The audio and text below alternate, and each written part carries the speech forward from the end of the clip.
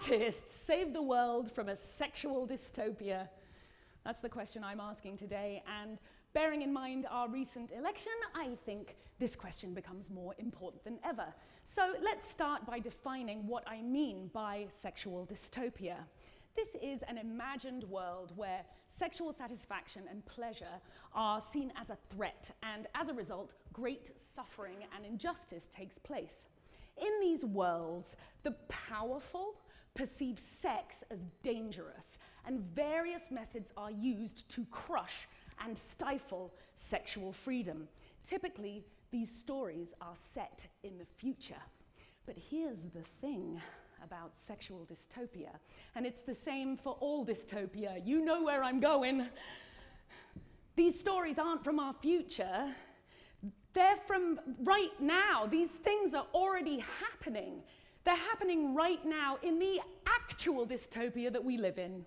Margaret Atwood, author of The Handmaid's Tale, famously said, "I made a rule for myself. I would not include anything that human beings had not already done in some other place or time, or for which the technology did not already exist." Take the book 1984.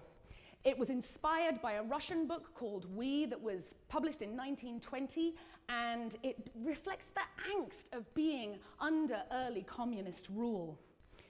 The Lilith's Brood trilogy by Octavia Butler is the story of polyamorous aliens who impregnate their pet humans. But is this really about aliens? No, it's about colonization, racism, and slavery.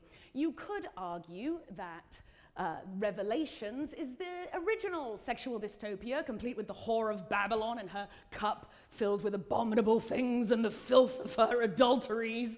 But actually, this fascination with dystopia is a relatively recent phenomena culturally. We are obsessed with how fucked up we are. But is this really the full story of humanity? Historically, humans have also created a lot of utopian art that depicts paradise, the carrot to dystopia's stick.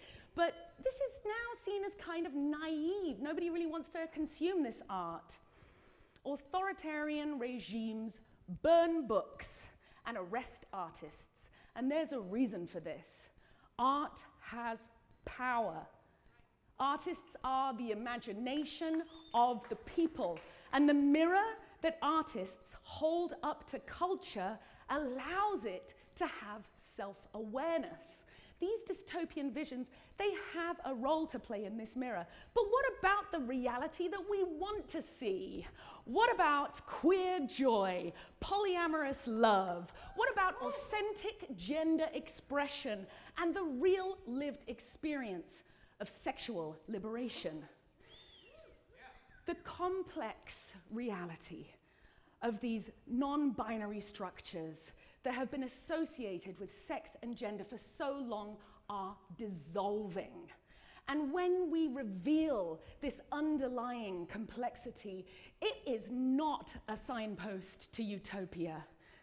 Let's face it, we are living in a white supremacist, capitalist patriarchy, and it is in full swing, right? The artist's role in getting us away from this sexual dystopia is going to involve imagining worlds where the complexity of our relationships are represented in their fullness. Octavia Butler said, "There's no single answer that will solve all our future problems. There's no magic bullet. Instead, there are thousands of answers, at least. You can be one of them if you choose to be." So this is my call to you, weird, kinky, pervert, queer artists of the world. Let's do our job. Let's be the mirror to the world.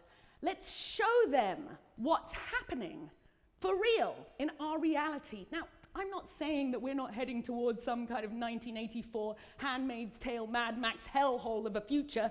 This may be what the end of civilization looks like. But in the meantime, we can't despair.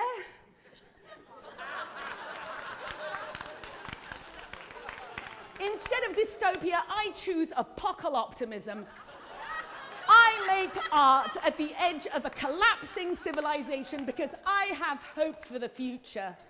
And it's not the naive hope of utopia, but the very real hope that's what's happening right now is that we are clawing our way out of a thousands of years long sexual dystopia that we've already been living in. And the reason that we can see it is because of the mirror that the artists have provided.